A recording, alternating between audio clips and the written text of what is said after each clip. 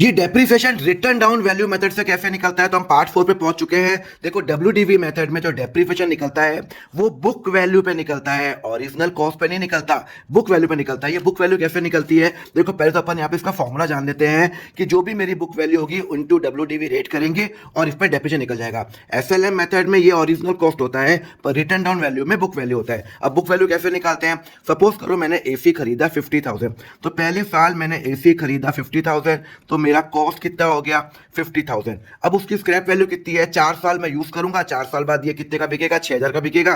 और क्वेश्चन में WDV rate दे रखी है। अब डब्ल्यूडीवी के अंदर मुझे स्क्रैप वैल्यू का मुझे कोई लेना देना नहीं है। यहाँ पे मेरा मेरी ओरिजिनल कॉस्ट कितनी 50,000, तो पहले साल मेरी original cost of book value मेरी सेम रहेगी।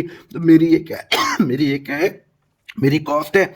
अब मैं क्या करूंगा, डेप्रिसिएशन प्रोवाइड करूंगा 50,000 पे 15%, विच इज इक्वल टू 7,500।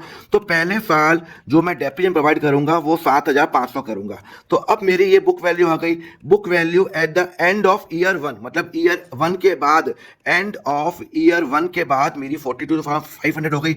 अब अगर मैं जो दूसरे साल का जो डेप्रिसिएशन प्रोवाइड करूंगा वो इस पे नहीं करूंगा, मैं किस पे करूंगा, इस पे करूंगा। स्ट्रेट लाइन मेथड के अंदर मैं 15% इस पे निकालता था, पर अब मैं यहाँ पे डब्ल्यूडीवी मेथड में मैं 42,500 का 15% होता है 6375, 42,500 का 15%। और अब ये माइनस करूंगा, जब मैं ये माइनस करूंगा 42,500 15%, तो ये आ जाएगा 36,125। और फिर मैं इस पे डेप्रिसिएशन प्रोवाइड करूंगा, इस पे भी 15% प्रोवाइड करूंगा 5418.75। मतलब जो डेप्रिसिएशन प्रोवाइड होगा वो हमेशा किस पे होगा, बुक वैल्यू। तो पहले साल की बुक वैल्यू और ओरिजिनल कॉस्ट सेम है, यहाँ पे प्रोवाइड किया। फिर यहाँ पे ये मेरी ईयर एंड पे मेरी ईयर जो सेकंड ईयर है उसका जो ओपनिंग जो बुक वैल्यू 42,500, इस पे 15% लगाया, ये माइनस किया, फिर मैंने इस पे 15% लगाया। ऐसे ही मैं हर साल डेप्रिसिएशन प्रोवाइड करूंगा। डब्ल्यूडीवी मेथड में कभी भी एसेट की वैल्यू जीरो नहीं होती है, बिकॉज हमेशा बुक वैल्यू किसी ना किसी पे तो निकलेगी। और इसका एंट्री क्या होगी, जब मैंने एसी खरीदा AC account debit to cash हो जाएगा। ओके, जब मैं डेप्रिसिएशन प्रोवाइड करूंगा पहले साल, तो depreciation account debit to AC, because depreciation मेरा खर्चा है।